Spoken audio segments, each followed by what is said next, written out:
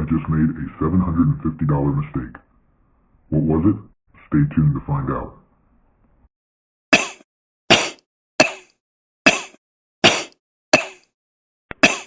The coronavirus! Run!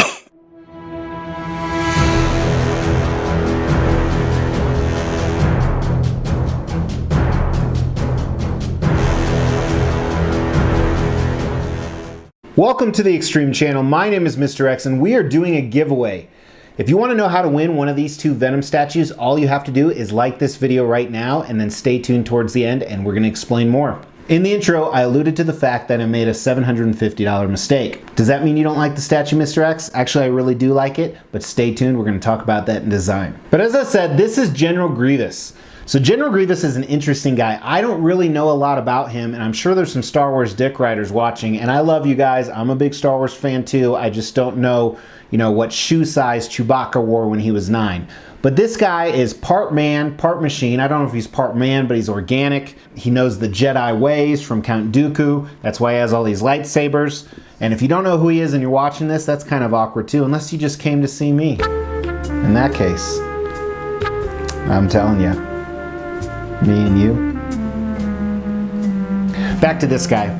Sideshow Collectibles made him a long time ago. I don't know how long ago, but it's been a while, probably right after the movies were released, so sometime in the early 2000 era.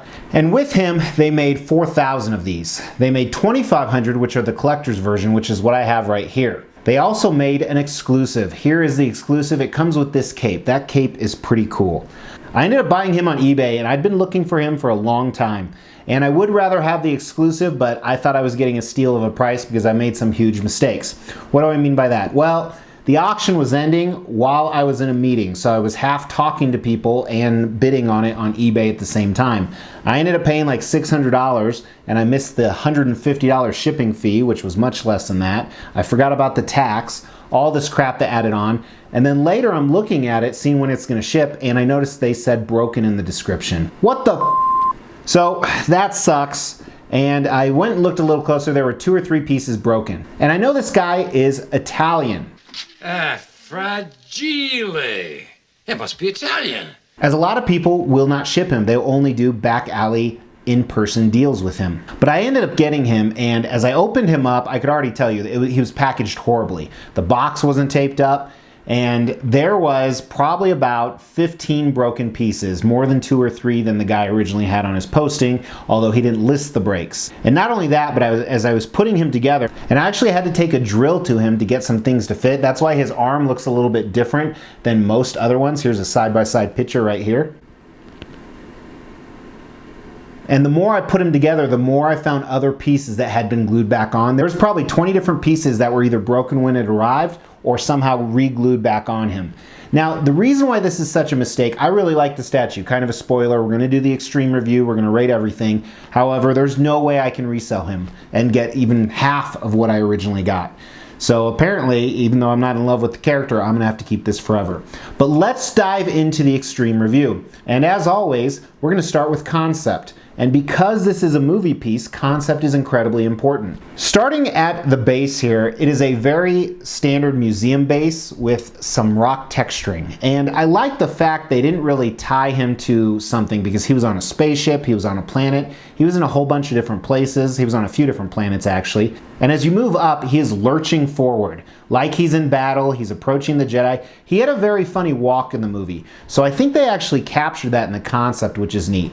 Of course, we're going to talk about in design, but extremely ambitious project. That's why there's so many broken pieces. That's why people are scared to ship him. And I love the fact they got him full out with all of his lightsabers because that was the coolest scene, right? When he pulled those out of his coat. And he fought Obi-Wan Kenobi. So I think it's awesome they captured that. This is still technically a museum pose, but it's semi-dynamic, so I'd say he's kind of moving forward. And the expression on his face is nothing because he's a robot, kind of cyborg. I don't know if that's what they call it in the Star Wars world. But very cool concept. It looks very movie accurate to me, but I like it a lot. I think they nailed it. I think the concept is a 4 out of 5 for this character. And I didn't really talk about this, but one of the reasons I bought him was I have so many Star Wars villains, and that's where he's going to go. So at the end of this, I'm going to show where he is set up at. Let's jump into design, and this is where it is incredibly flawed. And one of the things when we talk about design, we have to consider how ambitious the project was. So because it was a lot more ambitious, I think I'm a little bit more forgiving. But a few things with the design. Number one is he takes up a ton of space for a secondary character, and there is really no way around that. With the lightsabers, they tried to save room on the base. That was smart. I like the fact they do offer an exclusive version with something that's pretty decent. I would think it's easy to find a custom one, even though I've been looking and I can't. But I like him a lot more than I thought I would without the cape. I actually thought I was buying the exclusive version, hence again why you don't buy stuff when you're in the middle of other meetings. Don't throw away $600 or $700. So the base is one piece, his legs are another, his torso is another, and then his four arms are two different pieces. So his front and back arms are all connected, and then of course the lightsaber blades stick right into the hilts. So it's really easy assembly. Now that I'm moving him around, I'm not as nervous anymore. I will be a little nervous walking him into the room he's going to, but I think they did a decent job with how ambitious the design was. I really can't think of a lot I would change, but because of all the potential breakage issues, I think that downgrades it too. So overall, design's a V. It's a very nice, it's a 3 out of 5. While we're going to talk about sculpt and paint at the same time, sculpt is a little bit more engineering with this piece, but let's just dive right in. The black museum base, or the sub base right here, I never like these. Here it looks okay though. I think it looks clean, like I said, because you don't want to have too much of a base that ties them to a specific place. You'll see some glue marks on here that clearly the guy glued it all the time. But it looks all right. And then the top here, I like the top. I like the texture, these kind of almost like concrete tiles, and then there's some pebbles in between them that look like real pebbles.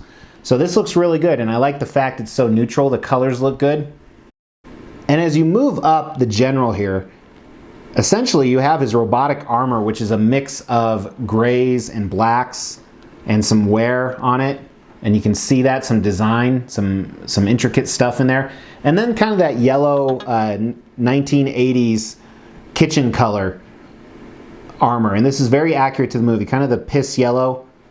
So those are kind of the armors or coverings throughout him, just really of a design feature in the character itself. You see some different joints and other things going on. And I think a lot of those are added really to give him humanistic elements, you know, like they're around his crotch area, they're where his knees are, his chest plate. Just kind of giving you some shots here because it's hard to talk about.